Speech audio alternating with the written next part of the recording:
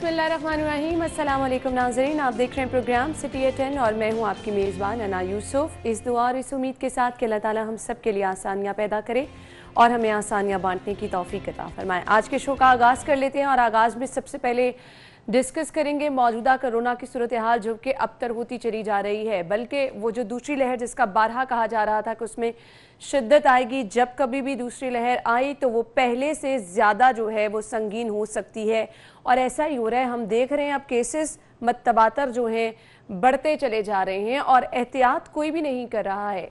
ना तो रियासत अपनी रिस्पॉन्सिबिलिटी वैसे निभा रही है। अगर स्पेसिफिकली मैं शहर लाहौर की बात करूं तो बाज़ारों में रश हमें उसी तरह से नज़र आ रहा है। डिस्ट्रिक्ट गवर्नमेंट उस तरह से कार्रवाइयाँ नहीं कर रही है।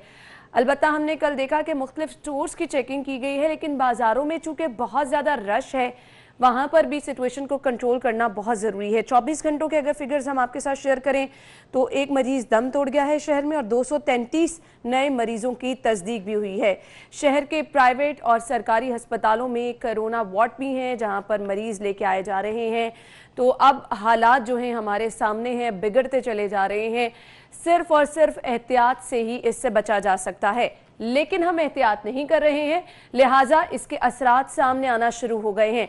एक बार फिर से वज़ीर आज़म साहब ने तो कहा है कि हम लॉकडाउन मुकम्मल तौर पर नहीं करेंगे, लेकिन NCOC की जानिब से जो कल तजावीज़ पेश की गई हैं उसमें ये कहा गया है कि दरबार, थिएटर हॉल्स, शादी हॉल्स, रेस्टोरेंट जो हैं इनको जो है गौर किया जाए, इसको बंद किया जाए। बिलाशुबा जो बड़े इज्तिमात हैं उन पर भी पाबंदी लगाने की तजवीज़ दी गई है। इसके अलावा इसका कोई हल ही नहीं है, क्योंकि हम लोग जो हैं वो अपनी जिम्मेदारियों को नहीं समझ रहे हैं। साथ ही साथ शादी हॉल्स मालिकान भी डट चुके हैं। वो कहते हैं कि जी हुकूमती फैसला नहीं मानेंगे, 20 नवंबर से हॉल्स बंद करने जा रहे थे। तो ये तमाम तर सूरत हाल प्रोग्राम में आगे चल के हम ज़रूर डिटेल में डिस्कस करेंगे। शहर की दीगर अहम खबरें भी शामिल करेंगे, आपके साथ शेयर करेंगे डिटेल में। सबसे पहले आगाज़ कर लेते हैं शहर के मौसम की सूरत हाल से।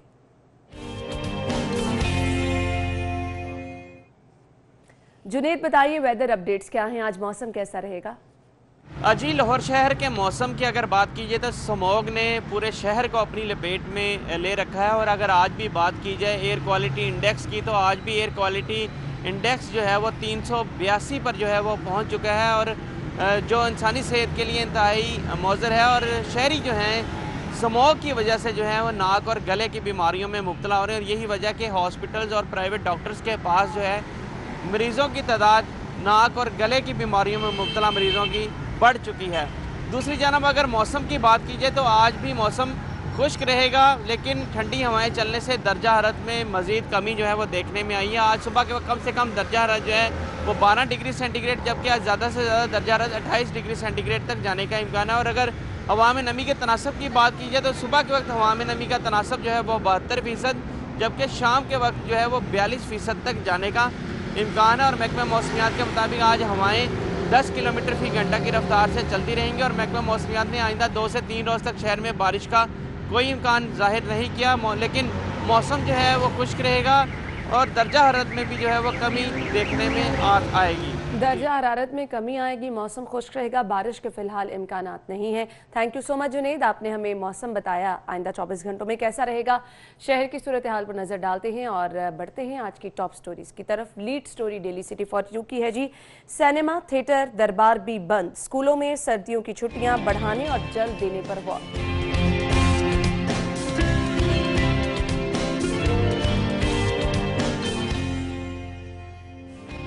शहर में 6 रूट्स पर इलेक्ट्रिक बसें चलेंगी, आलूदगी से निजात के प्लान की मंजूरी।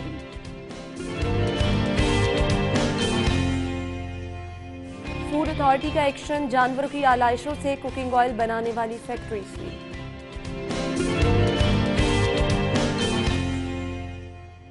और एक्साइज अफसरान, एहलकारों का टैक्स चोरी में मुलव्वस होने का इंकशाफ।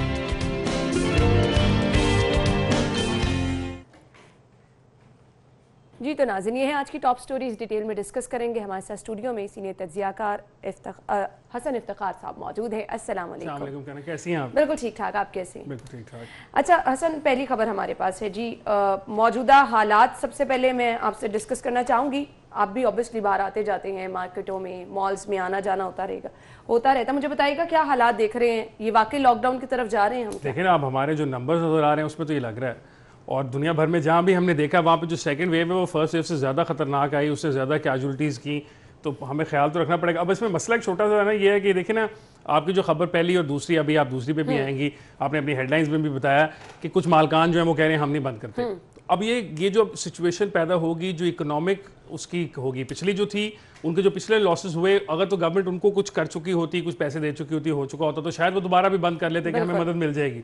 अब लेकिन प्राइम मिनिस्टर साहब ने भी खुद कहा है कि हम मुकम्मल लॉकडाउन की तरफ वो तो अब नहीं लॉकडाउन नहीं, लेकिन ये देखिए ना, मल्टीपल इंडस्ट्रीज हैं। फिर ये यहाँ पे एक सवाल वो करते हैं लोग, और उनकी बहुत सारे वो यूनियंस जो है वो कहती हैं कि आप हमें क्यों बंद कर रहे हैं, मतलब शादी हॉल्स को आप बंद कर रहे हैं, आप स्कूल्स को बंद कर रहे हैं, बाकी जो तमाम एक्टिविटी है, बसेज हैं आपकी मुख्तलिफ जगहों पे हैं जहाँ पे कोई डिस्टेंस नहीं है, SOP को तो वहाँ पे फॉलो नहीं किया जा रहा। बाजारों की मिसाल है, आप चले जाएं, आपको तिल धरने की जगह नहीं मिल रही है, इतना रश है, तो वहाँ क्या कोरोना नहीं आएगा? तो यहाँ ये बन जाएगा ना, वो ये जो है वो ये कह रहे हैं कि आप हमें स्पेसिफिकली टारगेट करके हमारा वो माशी कत्ल कर रहे हैं, तो ये एक बड़ा इशू क्रिएट होगा। बाकी ये देखें, स्कूल्स जो हैं कम से कम एक पूरा साल तकरीबन अब होने को आया, 7-8 महीने तो हो चुके हैं। इसके अंदर स्कूल्स को इवॉल्व कर लेनी चाहिए थी कोई ना कोई स्ट्रैटेजी। अभी तक कुछ स्कूल्स ऑनलाइन पढ़ा भी रहे हैं, तो आई डोंट थिंक कि स्कूल्स के लिए ज़्यादा मसला होगा कि अगर वो जो उनको बंद कर दिया जाए और स्टूडेंट्स को जो है अगर उसके ऊपर ऑनलाइन की तरफ भेज दिया जाए, तो I don't think they should, वहाँ पे कोई ज़्यादा प्रॉब्लम होगा। और शायद इकोनॉमिक वहाँ पे डिफिकल्टी भी नहीं है, तो उसके अंदर तो गवर्नमेंट को शायद पहला स्टेप लेना चाहिए। अगर ये फिगर्स इसी तरह इंक्रीज होते रहे तो आप एक्सपेक्ट करें, और हम भी एक्सपेक्ट कर रहे हैं कि जो हमारी बातचीत हुई है कि सबसे पहले जो आप चीज़ देखेंगे बंद होती हुई वो स्कूल्स होंगे, क्योंकि that is easier to do. वो कर चुके हैं, वो एक सिस्टम चला रहे हैं। पेरेंट्स की भी बहुत ज़्यादा तहफ़्फ़ुज़ात होते हैं ना कि अब अगर हालात इतने ख़राब हो रहे हैं तो कोई भी पेरेंट्स जो हैं वो राज़ी नहीं होते अपने बच्चों को भेजने के लिए। देखिए अभी जो करंट हम पेरेंट्स हैं, मतलब मेरी जो बेटी स्कूल जाती है उसमें उसका 1 वीक ऑफ है और 1 वीक ऑन है, और उस 1 वीक के अंदर फिर वो ऑनलाइन लेती है, तो अगर वो दूसरा वीक भी ऑफ हो जाएगा और वो घर में ऑनलाइन ले लेगी तो उसकी एजुकेशन के ऊपर इतना खास फर्क नहीं पड़ेगा। तो that is easier to do. और अगर खतरा है, और जैसे असद उमर साहब ने कहा और उन्होंने बारहा कहा, उन्होंने तो अपनी पार्टी से भी कहा कि मैं अपनी पार्टी से भी कह रहा हूं कि वो भी सियासी इज्तिमा ना करें क्योंकि हालात काफी खराब हैं। तो अगर वो हो रहे हैं तो I think that would be the first step, schools would be the first. और फिर शादियां जो है ना वो फिर दूसरा ईजियर टारगेट इसलिए बन जाती है, शादी मालकान का यकीन बिजनेस तो है, नुकसान होगा, लेकिन उसमें लोग वो ये कहते हैं ना कि आप जो शादी आपने बड़ी करनी है, अगर आप वो 1000 की बजाय 50 बंदों में भी कर लेंगे तो शादी तो हो जाएगी, बिल्कुल ऐसे वो रुक नहीं जाएगा कोई काम। तो वो मेरा ख्याल है गवर्नमेंट जो ये इजी टारगेट्स है शायद इसलिए इनको पहले बंद करना अच्छा, अब इस पे ये है कि हम इम्पैक्ट क्या दे रहे हैं, हमारी रियासत अपनी रिस्पॉन्सिबिलिटी किस हद तक निभा रही है। एक तरफ जल से जुलूस उसी तरह से हो रहे हैं, एक तरफ आप कह रहे हैं कि कुछ इलाकों में आपने स्मार्ट लॉकडाउन किया है, वहां की सिचुएशन भी हम जान लेते हैं। वैसे वो लॉकडाउन का वर्ड अब इस्तेमाल नहीं करते हैं ना, उसके लिए मुख्तलिफ चीजें होती हैं, वो स्ट्रेटेजिक कुछ कर लेते हैं, कुछ कर लेते हैं। The word lockdown is not being used in any communication. वो जो सरकारी है उसमें वो कोशिश कर रहे हैं कि इसको ना इस्तेमाल किया जाए वर्ड लॉकडाउन को, क्योंकि तो अगर वो इस्तेमाल किया भी जा रहा है तो उस पर अमल किस हद तक किया जा रहा है वो भी हमारे सामने है। इस वक्त फाहद भट्टी ने हमें ज्वाइन किया है, उनकी तरफ चलते हैं। फाहद, बताइएगा, मुख्तलिफ इलाकों में शहर के लॉकडाउन किया गया है, जिसमें शादमान का इलाका है, मजंग का इलाका है, गुलशन रावी का इलाका है, तो ये लॉकडाउन असल में है क्या, यहाँ पर किस हद तक अमल दरामद हो रहा है, बताइएगा जरा क्या सिचुएशन है। जो सिचुएशन ये है कि शहर के तकरीबन 17 इलाके हैं जहां पर स्मार्ट लॉकडाउन जो है वो नाफिज किया गया है। उन इलाकों में शादमान का इलाका है, अनारकली का इलाका, मजंग और गुलशन रावी और दीगर जो इलाके हैं, कुल 17 इलाके हैं जहां पर स्मार्ट लॉकडाउन जो है वो किया गया है। इन इलाकों में कोरोना वायरस से मुतासरा मरीज़ों की तादाद ज़्यादा होने के बायस जो है इन इलाकों में स्मार्ट लॉकडाउन किया गया है। पुलिस एहलकार तैनात हैं, ज़िला इंतज़ामिया के जो नुमाइंदे हैं वो इन इलाकों में आकर विज़िट करते हैं। और यहाँ पर इन इलाकों में जहाँ पर स्मार्ट लॉकडाउन किया गया है, सुबह 9 से शाम 7 बजे तक जो है वो शहरियों की नकलो हरकत जो है वो की जा सकती है। और एक घर में से एक वक्त में जो है वो 2 अफराद ही बाहर निकल सकते हैं। उसके अलावा जो भी लोग हैं वो बाहर निकलने पर उन पर पाबंदी है। जिन इलाकों में स्मार्ट लॉकडाउन किया गया है वहाँ पर जो है वो सब्ज़ी फरोश, फल फरोश, मेडिकल स्टोर और हस्पताल, पेट्रोल पंप समेत जो है वो इलाके जो स्मार्ट लॉकडाउन के हैं उनमें ये चीज़ें जो हैं, ये फल फ्रूट की जो दुकानें हैं, अशिया खुरोनोश की दुकानें हैं, ये चीज़ें खुली रह सकती हैं। उसके अलावा 7 बजे के बाद जो है वो तमाम तर चीज़ें जो हैं, तमाम तर मार्केट जो हैं उनको बंद करने की हिदायत की गई है। पुलिस एहलकार जो तैनात हैं यहाँ पर उनकी जानिब से किनाते लगाकर और खारदार ताने लगाकर इलाके को जो है वो बंद किया गया है। कोई भी शहरी जो बाहर आना चाहता है उसको बाकायदा तौर पर यह हिदायत भी की जाती है कि प्रिकॉशंस अपनाई जाएँ, एहतियाती तदाबीर जो हैं वो लाजमी अपनाई जाएँ, क्योंकि शहरियों की इसी में भलाई है। स्मार्ट लॉकडाउन जो किया गया है वो शहरियों की भलाई के लिए ही किया गया है। जी जैसा कि आप बता रहे हैं कि यहाँ पे स्मार्ट लॉकडाउन किया गया है और पुलिस भी हम देख रहे हैं और कनाते लगाकर उस इलाके को भी जो है वो बंद किया गया है, तो बाहर से अक्सर हम देखते हैं रिश्तेदार आते हैं घरों में, किस तरह से मैनेज किया गया है? लोगों को क्या आराम से बाहर जाने दिया जा रहा है? बाहर से अगर कोई लोग अंदर आना चाह रहे हैं तो इस चीज़ में क्या कोई रुकावट नज़र आ रही है? जी, रुकावट तो ऐसी कोई ख़ास नज़र नहीं आ रही, लेकिन जो तैनात पुलिस एहलकार हैं इन इलाकों में उनकी जानिब से हिदायत ज़रूर की जा रही हैं कि आप लोग बिला वजह घरों से बाहर मत निकलें, जितना कम हो सके उतना ही घरों में जो है वो रहा जाए, और अगर कोई इंतहाई ज़रूरी काम है तो ही घरों से बाहर निकला जाए, क्योंकि यहाँ पर जितने भी इलाके सील किए गए हैं उन इलाकों में जो ज़िला इंतज़ामिया की जानिब से बताया गया और महकमा इलाकों में कोरोना वायरस से मुतासरा मरीज़ों की तादाद जो है वो ज़्यादा होने के बायस इन इलाकों को जो है वो सील किया गया है, स्मार्ट लॉकडाउन इनमें किया गया है। तो जो भी शहरी बाहर निकलना चाह रहे हैं या अंदर दाखिल होना चाह रहे हैं उनको बाकायदा तौर पर हिदायत की जाती हैं और बाकायदा तौर पर शनाख्ती कार्ड चेक किया जाता है कि वो इस इलाके के रहायशी हैं या नहीं। अगर तो इस इलाके के रहायशी हैं तो ही उन्हें अंदर जाने की इजाज़त दी जाती है। जी सही। अच्छा फाहद, पता होगा ऑब्वियसली अगर इलाके में मरीजों की तादाद ज्यादा होने पर यहाँ पर स्मार्ट लॉकडाउन किया गया है तो कौन कौन से घर हैं वहां से तो फिर बिल्कुल भी जो मरीज हैं उनको बाहर निकलने की परमिशन नहीं होनी चाहिए, तो क्या इस पर अमल दरामद हो रहा है? जी बिल्कुल, इस पर अमल दरामद हो रहा है, क्योंकि ज़िला इंतज़ामिया के लोग और महकमा प्राइमरी एंड सेकेंडरी हेल्थ के नुमाइंदे जो हैं वो दिन में एक बार आकर जो है वो मुतासरा मरीज़ जो है उनके घर का विज़िट करते हैं और उनके जो अहले खाना हैं उनके भी सैंपल लिए जाते हैं और उनकी रिपोर्ट आने तक जो है इंतज़ार किया जाता है कि कोई भी शख्स जो है वो घर से बाहर ना निकले। जो दूसरे जो इलाके हैं इसके साथ के मुल्का उनमें जो है वो इजाज़त दी जाती है कि एक घर से सिर्फ 2 शहरी जो हैं या 2 लोग जो हैं वो बाहर निकल सकते हैं, उसके अलावा किसी को बाहर जाने की इजाज़त नहीं होती। बाकायदा तौर पर चेक एंड बैलेंस रखा जाता है। उसके अलावा जो तैनात पुलिस एहलकार हैं वो शहरियों को हिदायत भी करते हैं कि बिला वजह। Thank you so much Fahad, ये तो अच्छा इकदाम उठाया गया है, कम से कम चेक एंड बैलेंस रखा जा रहा है ताकि हालात को यहीं पर कंट्रोल किया जाए। हसन, आपने गुफ्तगू सुनी फाहद की, ये मेजर्स लेना बहुत ज्यादा जरूरी हो चुका है। ये आसान है ना, अगर आप वहीं पे उसको रोक लेंगे उसका स्प्रेड रुक जाएगा तो आपको बाद में शहर पूरे बंद नहीं करने पड़ेंगे। अच्छा कल अब उस ना हमने पिछले हफ्ते भी बात की थी, आपकी मेरी रिस्पॉन्सिबिलिटी है, हम सबकी जो घर लोग देख रहे हैं उनकी है, मास्क पहने, हम खुद कोशिश करें अपने आप को बचाने की, गवर्नमेंट कोशिश ही कर सकती है। फिर एक ये छोटा सा है ना कि हमने बहुत जल्दी इस पर विक्ट्री डिक्लेयर कर दी थी ना, हमने आज से 3-4 महीने पहले ऐसे विक्ट्री डिक्लेयर की कि जी दुनिया भर हमसे सीख रहा है, हमने देखें कैसे इरेडिकेट कर दिया, क्रेडिट लेने की कोशिश की ना कि हम जल्दी से ये बता देंगे। तो अब आवाम को वो कैसे दोबारा कैसे उनको मनाएं, मतलब बड़ी मुश्किल से मनाया था। मुझे याद है भी आया था तब हम प्रोग्राम करते होते थे तो लोग मानते ही नहीं थे, लोग कहते थे ये सब एक कहानी है, एक फिक्शन है।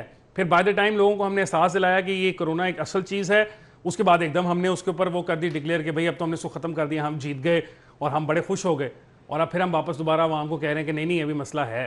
तो ये देखें ना, ये ऑन ऑफ स्विच जो है वो भी इतनी जल्दी डिक्लेयर नहीं करनी चाहिए। बिल्कुल बिल्कुल। अच्छा, अब ये जो एनसीओसी की जानिब से तजावीज़ सामने आई हैं, मेरे ख्याल से अब इस पर भी देर नहीं करनी चाहिए, इस पर फौरी तौर पर अमल दरामद करना चाहिए। सिनेमाज बड़े जितने भी इज्तिमा हैं, थिएटर हॉल्स हैं, इनकी तरफ हमें जाना चाहिए। अब यहाँ पर या तो आप ये कर लें कि बिल्कुल महदूद कर दें, टाइमिंग्स ऐसी कोई रख लें, अदरवाइज तजवीज़ तो ये दी गई है कि बंद। अच्छा ना, ये एक बात है कि अगर आपने कुछ चीज़ बंद करनी है तो वैसे ही बंद करनी है, टाइमिंग से क्या होता है, मतलब आई डोंट अंडरस्टैंड दिस। और टाइमिंग हो भी नहीं सकती ना, लोग जाएंगे किस टाइम? ऑब्वियसली सभी लोग अपने दफातर में अपने कामों को होते हैं, रात के टाइम लोग यहाँ पर, और इसमें वैसे भी टाइम के ऊपर वो तो नहीं, ये है कि ये हो सकता है कि वीकेंड्स के ऊपर आप कर सकते हैं कि वीकेंड्स पे खास टाइम के बाद आप टाइम लगा सकते हैं कि you should not come out. उसमें यह है कि आप चलें लोगों की जो एक्टिविटी घूमने फिरने की उसको कंट्रोल करना चाहते हैं। पर ये नॉर्मल डेज में किसी को कहना कि 10 बजे से पहले रेस्टोरेंट खुला रह सकता है, 10 बजे के बाद नहीं खुला रह सकता, तो 10 बजे से पहले कोरोना नहीं आता, या वहां पे अगर एसओपीज जो है वो 10 बजे फॉलो करवा सकते हैं तो वो 11 बजे भी करवा सकते हैं। तो ये गवर्नमेंट की ये कुछ चीजें देखने वाली है। बाकी असद उमर साहब तो बड़े क्लियर थे, मैंने उनकी प्रेस कॉन्फ्रेंस एक सुनी है, उनकी कुछ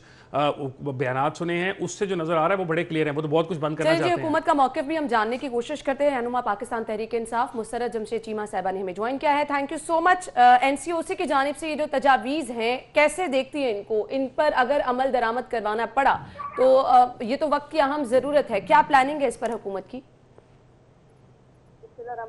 बहुत शुक्रिया आना, और मैं सिटी 42 की भी शुक्रगुजार हूँ।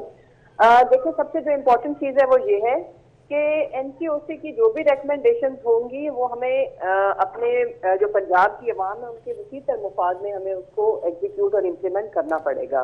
लेकिन पंजाब गवर्नमेंट, आपको पता सीएम साहब ने सबसे पहले, जबकि कोविड पाकिस्तान में था भी नहीं, तो हमने कैबिनेट कमेटी ऑन कोरोना तश्कील दी। तो ये हम इस तरह से करते हैं कि जो पंजाब की जो ग्राउंड रियलिटी है, जो जमीनी हकायक है, वो हम जो एनसीओसी का फोरम है वहां पे अपनी पंजाब की रिकमेंडेशन भी देते हैं, और फिर जो वहां से रिकमेंडेशन आती हैं उनके ऊपर भी हम लोग अमल दरामद करने की पूरी कोशिश करते हैं। देखें, इस वक्त जो सिचुएशन है वो पिछली वेव से थोड़ी ज्यादा मैं वर्स कहूंगी। पिछली दफा आपको पता है कि जब पाकिस्तान में कोरोना एंटर हुआ तो हमारा मौसम शिद्दत से निकल के हम लोग गर्मी की तरफ जा रहे थे, तो उसमें मौसम की खासी फेवर रही।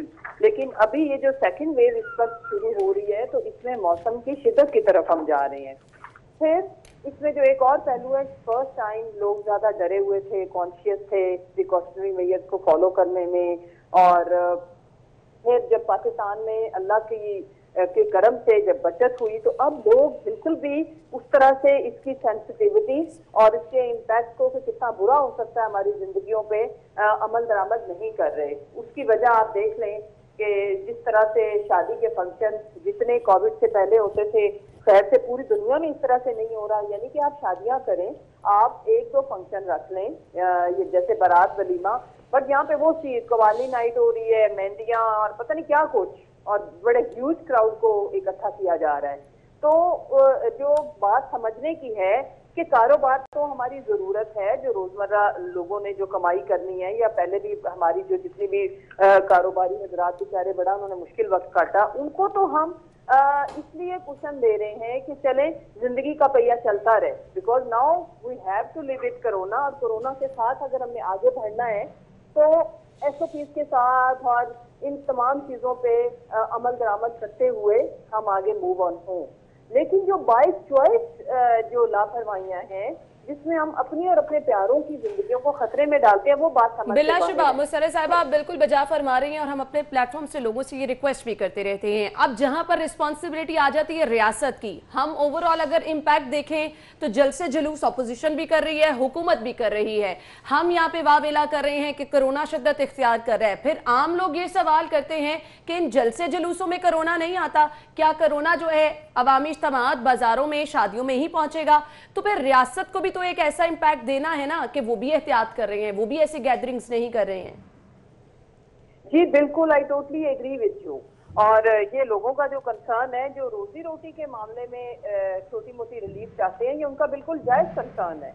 और अभी एनसीओसी ने, देखें मैं अर्ज करूं कि द मोमेंट, देखें अगर हम फर्ज करें कि आज अगर हम किसी के जलसे जुलूस पे पाबंदी लगाएं तो वो फिर फौरन कार्ड खेला जाता है कि इसका पॉलिटिकल विक्टिमाइजेशन, डर गए, ये हो गया।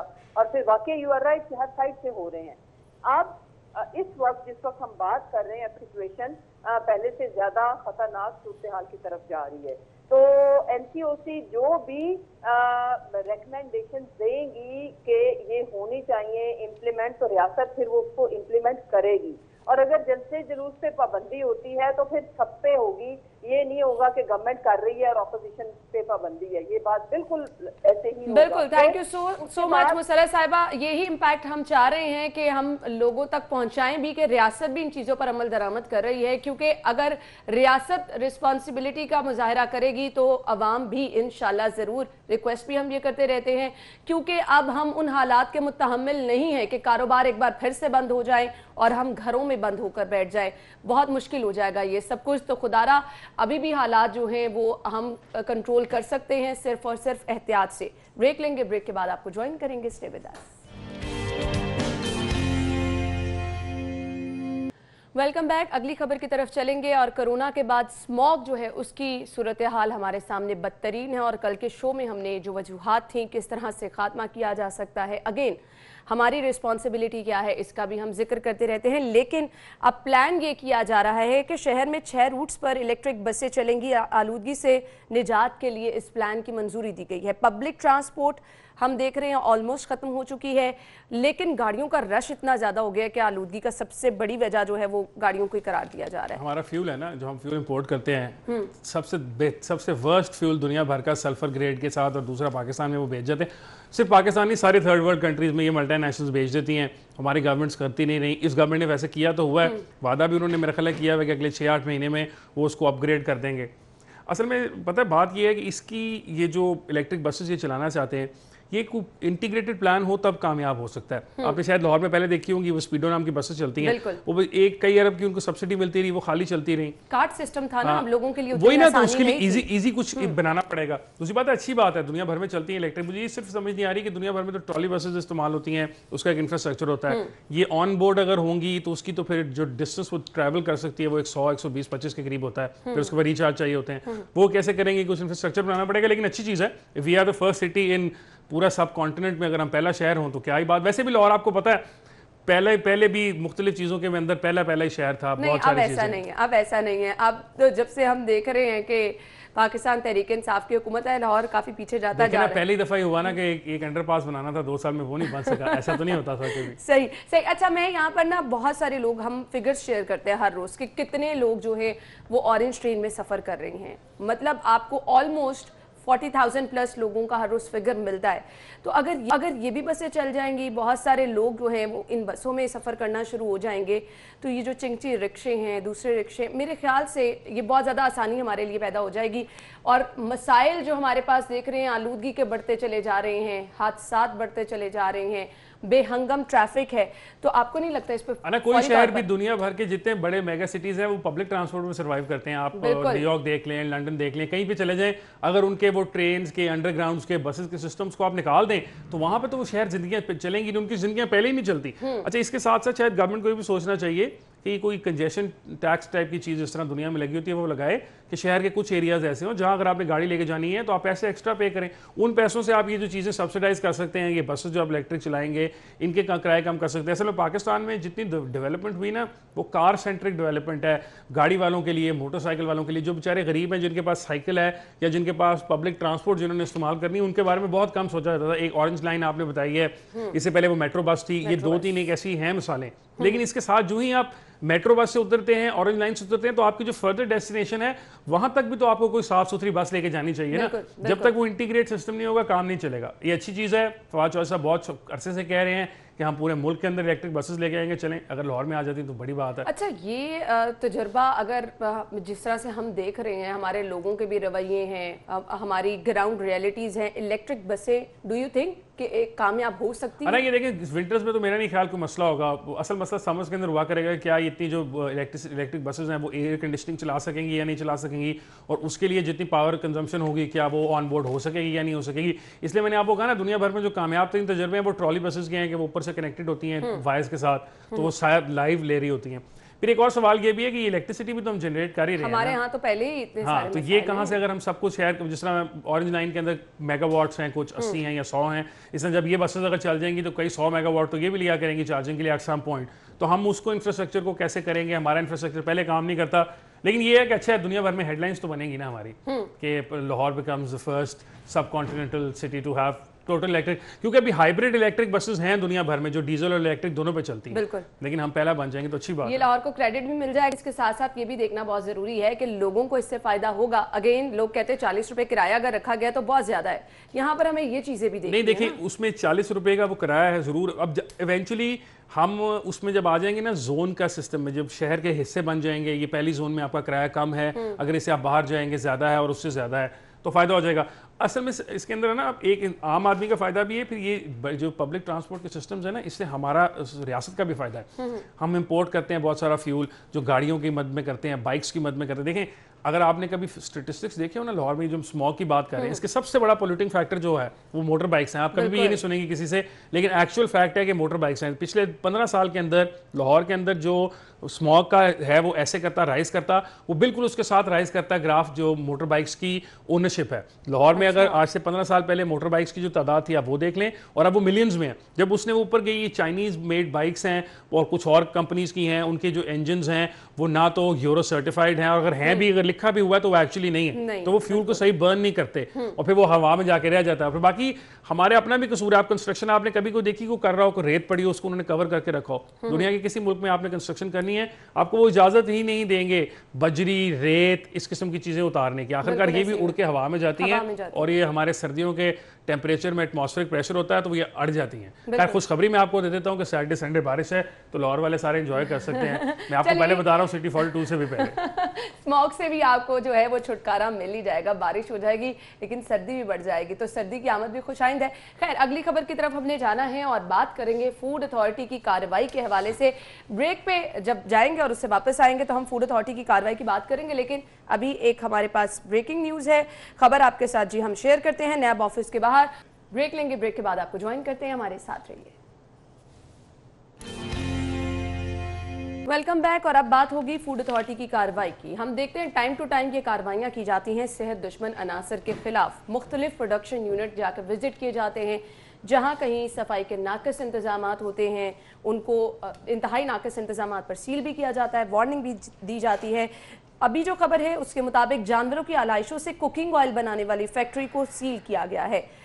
हसन मुझे बताइएगा ये कॉन्टिन्यूस प्रोसेस है, इसको हम कभी भी खत्म नहीं कर पाते हैं, क्या वजह है? प्रोग्राम मैंने खुद किए हुए इनके ऊपर, ये कि आज से पिछले साल 2 इस साल के अंदर 6 महीने के अंदर। मसला ये है कि ये अब चले गए हुए हैं लाहौर की पेरीफ्रीज में, ये इस तरफ ये भी आपकी करोल घाटी का इलाका की बात है, ये कुछ शेखुपुरा रोड के ऊपर हैं, कुछ ही हैं। पहले ये लाहौर के ज़्यादा करीब करते थे, अब लोग शिकायत करते थे क्योंकि जब इसको बर्न करते हैं तो उसकी स्मेल बहुत ज़्यादा आती है, तो वो साथ वाले जो है वो शिकायत करते होते थे। ये देखें अब ये हमारा ये है ना, हम में से कोई है, ये गवर्नमेंट तो नहीं करा रही ना, लोग पर्सनल आप जैसे मेरे जैसे कारोबारी लोग हैं, लोगों को गलत मतलब चीज़ें करते रहते हैं। इट इज़ और वो उसको ना साबुन बनाने की आड़ में बनाते हैं। अगर आप उनके ऊपर छापा मारेंगे तो वो कुछ जाली कागज़ ले आएंगे और आपको ला के दिखाएंगे कि कोई छोटी मोटी अकबरी मंडी की दुकानें हैं जहाँ पे वो साबुन बेचते हैं। तो वो ये जो सारा अलाइशों का काम है, जो ये चर्बी बना रहे हैं, असल में वो चर्बी घी के एंड प्रोडक्ट के बाय प्रोडक्ट के तौर पर इस्तेमाल नहीं होनी, बल्कि वो साबुन के लिए होनी है। तो उसकी आड़ में ये करते हैं, सस्ता पड़ता है उनको, वो उसके लिए वो देखें एनिमल फैट दुनिया भर में इस्तेमाल होता है, हम ये नहीं कहते कि नहीं होता, लेकिन इस तरीके से नहीं होता कि गंदा जो गला हुआ माल है उसको लाके डाल दिया और गंदे तरीके से बनाते रहे और उसको फिर एक एडिबल प्रोडक्ट के तौर पे बेच दिया। यूजुअली एनिमल फैट फीड के लिए इस्तेमाल होता है। आपकी जो एनिमल्स होते हैं, वो चिकन हो गया या इस किस्म की होगी, उनको कोई सप्लीमेंट देने के लिए इस्तेमाल किया जाता है, इंसान के यूज़ के लिए नहीं होता। पाकिस्तान में हम करते हैं वो अच्छा है। ये अगर मैं ये कहता होता हूँ कि भी फूड अथॉरिटियाँ ना आती तो सोचें हम क्या क्या खाते रहते, कम से कम थोड़ा सा डर तो होता है ना, किसी को कोई आगे हमें बंद कर जाएगा। अच्छा, यहाँ पे मुझे ना वो तजावुजात के खिलाफ जैसे कार्रवाइयाँ होती हैं, इन अनासर को ख़त्म करना इतना ज़्यादा मुश्किल हो गया है। अब ऑब्वियसली उतनी मैन पावर भी नहीं होगी, जितने ज़्यादा यहाँ पे प्रोडक्शन यूनिट हैं, होटल्स है, रेस्टोरेंट है, वहाँ पर जाके उस तरह से कार्रवाइयाँ नहीं की जाती हैं। बहुत सारी चीज़ें अभी हमारी नज़रों से ओझल हैं। आपने जगह जगह देखा है, अस्पतालों के बाहर, ऑफिस के बाहर रेहड़ियाँ लगी हैं जहाँ से लोग हर रोज़ खाना लेके खाते हैं। कैसे इंश्योर किया जा सकता है? ये तो खुलेआम बीमारियाँ बांट रहे हैं। ये तो आपकी बात ठीक है, लेकिन देखिए ना, हमने कहीं से स्टार्ट तो किया ना। अच्छा, दुनिया भर में फूड सेफ्टी को बहुत सीरियस लिया जाता है, उसके लिए जो काम उनको हैंडल करने वाले हैं उनके मेडिकल 3 महीने, और अपनी PFA की अपनी भी यही कहती है कि 3-4 महीने के बाद उनके आपको मुख्तलिफ टेस्ट कराने हैं हेपेटाइटिस वगैरह के। अब हम यहाँ नहीं कर सकते, वो हमारी एक कमी है, क्योंकि हमारी फिर अगर आप उनसे पूछेंगे तो वो आपको डी साहब बताएंगे कि मेरे पास मैन पावर ही नहीं है। हालांकि मैं एक बहुत मॉडर्न इदारा हूँ, नया बनाया हुआ हूँ, और बिल्कुल उसके क्लियर टारगेट्स हैं हमारे, हम अचीव भी करते हैं, हम फाइन्स भी करते हैं, हम पैसे भी रेज करते हैं, लेकिन हमारी फोर्स इंक्रीज नहीं हो सकी। आई थिंक कि हमारे यहाँ ना कोई फाइन्स उस तरह से नहीं किए जाते हैं, सजाएं उस तरह से नहीं दी जाती हैं कि लोगों को पता हो कि अगर वो कुछ ऐसा करेंगे तो उनकी पकड़ हो जाएगी और अच्छा खासा फाइन हो जाएगा। यहाँ पर तो यहाँ से सील करके जाते हैं, वहां से लोग खुद ही खोल के बैठ जाते हैं। एक तो यही है ना कि एक तो वो कानून का डर नहीं, दूसरी बात ये कि कुछ उनको फिर लीगल रिकोर्स भी मिल जाता है, वो अदालत में चले जाते हैं, वहां से उनको स्टे मिल जाते हैं। लेकिन ये बात इंपॉर्टेंट है कि जो फूड अथॉरिटी फाइन्स करती है उनको मजीद बढ़ा देना चाहिए, ताकि देखें कोई आदमी जो किसी शख्स की ज़िंदगी से खेल ही रहा है ना, ये गलत मतलब चीज़ें खिला के, कोई हेपेटाइटिस वाला आदमी खाने बांट रहा है तो वो हेपेटाइटिस बांट रहा है, वो अच्छा काम तो नहीं कर रहा। अगर उसको एक दफ़ा हैवी फाइन कर देंगे तो कोई नुकसान नहीं उसका हो जाएगा, मतलब उसको सज़ा तो मिलनी चाहिए उसकी बुरी बात की। उसका फायदा ये है कि आप इसको एक्सपैंड कर सकते हैं ना अपनी फोर्स को। अगर ये फोर्स लेट्स सपोज आज 100 बंदों पे मुश्तमिल है, तो आपको पंजाब पूरे को कवर करने के लिए तो कम से कम 1000 लोगों की फौज चाहिए, इससे 10 गुना ज्यादा चाहिए बंदे। तो वो रेस करने का गवर्नमेंट के पास तो पैसे हैं नहीं, पिछली गवर्नमेंट के पास होते थे। ये गवर्नमेंट जो है ये गरीब आई हुई है, 3 साल से इनकी गुर्बत नहीं खत्म हो रही, तो पता नहीं ये कैसे पैसे इनके पास आएंगे, इनके पास नहीं है। तो फिर यही है कि इदारे खुद ही जनरेट करें। लेकिन यहाँ पे कुछ अपनी ज़मीर की आवाज़ को भी हमें सुनना चाहिए। कम से कम आप इस कदर जो है वो लोगों के नुकसान का बाइस बन रहे हैं, सब स्टैंडर्ड चीज़ें लोगों अच्छा मेरे लिए खुद भी जवाब देना है। ये बड़ी हैरत की बात है। हम जैसे जनरली पाकिस्तानी सोसाइटी जो है ना, हम शिकायत दूसरे की लगाने में बड़ी जल्दी करते हैं, स्पेशली अपने मुखालफों की। मैं इसमें हैरान होता हूँ कि इनको सबको पता होता है कि कौन गलत चीज़ बना रहा है, सबको पता होता है कि किस घर में ये चीज़ें बनती हैं या किस दुकान पे गंद इस्तेमाल होता है या कुछ, पता नहीं ये लोग उनकी शिकायत क्यों नहीं लगाते उस तरीके से। उनको फाइन करवाएं, मतलब अपने दिल की भड़ास ही चले निकालने के लिए किसी की गलत काम की निशानदेही करते हैं। तो मेरा ख्याल है इसमें हमें भी थोड़ा सा काम करना है। ऐसा तो पॉसिबल नहीं है ना कि आसपास वाले लोग बेखबर हों। हाँ, पता होता है, सबको पता होता है, तो उनको शिकायत करने की ज़्यादा जरूरत है। फिर ऑब्वियसली गवर्नमेंट भी करेगी, लेकिन ये मेरी आपकी भी जिम्मेदारी है कि अगर हमारे गिरदोनवा में कुछ चीज़ें गलत बना रहा है, कोई इस किस्म की हरकतें कर रहा है, तो आप उसको आइडेंटिफाई करें। नजर आ जाता है कौन मरा हुआ गोश्त खरीद के लाके कबाब बनाता है, क्या बनाता है, सबको पता होता है। ये it's not really a secret. Obviously because वो कहीं से खरीद के लाते हैं, फिर वो ला के रखते हैं, तो एक पूरी सप्लाई चेन है ना, जिसके अंदर से कोई भी विसल ब्लोअर बन सकता है। असल में हमें इस बात की तरफ लाना है कि आप जहां पे बुराई देखें उसको आइडेंटिफाई करें, ये आपकी जिम्मेदारी एज ए रिस्पॉन्सिबल सिटीजन। फिर हम गवर्नमेंट के इदारों से कह सकते हैं कि जनाब उन्होंने आइडेंटिफाई किया तो आपने क्यों नहीं काम किया। हमारा मसला ये, हम आइडेंटिफाई नहीं करते, हम चुप करके बैठे रहते हैं और हम एक्सपेक्ट करते हैं कि government with its very meagre resources आएगी और हम सबके मसाइल सॉल्व करके चले जाएंगे। ऐसा नहीं होगा। ऐसा ही कहाँ पे शहर में आप कार्रवाई करेंगे? इतने ज्यादा फूड पॉइंट्स हैं, उन फूड पॉइंट से हट के जगह जगह, जैसा कि मैंने मेंशन किया, तो इतने बड़े लेवल पे कार्रवाइयां करना भी मुश्किल हो जाता है। अगेन लोगों को इसमें अपना किरदार अदा करना है, और कुछ जो इन अवामिल में जो हम देख रहे हैं मुलव्विस है लोग, कम से कम अपने ज़मीर की आवाज़ भी सुने कि आपने भी अल्लाह ताला को जवाब देना है। अगर आप इस तरह से करेंगे तो फिर इसकी माफ़ी तो बिल्कुल भी नहीं है। ब्रेक लेंगे, ब्रेक के बाद वापस आते हैं तो कुछ बात करेंगे एक्साइज में जो अफसरान टैक्स चोरी में मुलव्विस है उनको कौन काबू करेगा।